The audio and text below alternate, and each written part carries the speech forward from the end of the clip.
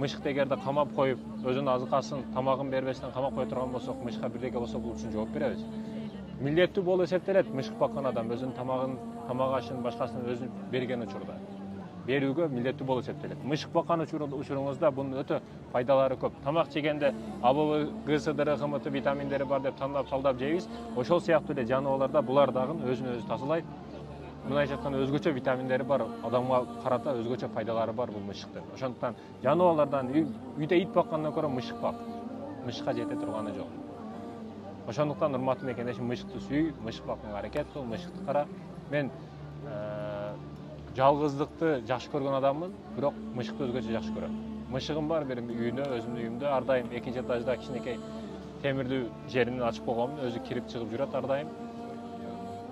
Азыр билбейм, бир келинге үйлөнүп алганбы, келин мышыкка билбейм, 3-4 күндө бир келе турган болуп калган.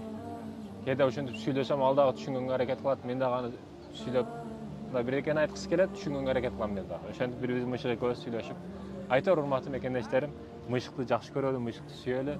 Бул азыр менимче кош бойлуу окшойт бул мышык дагы. Мышык мыялап, тибе деп атат бул азырчы. Салам алейкум.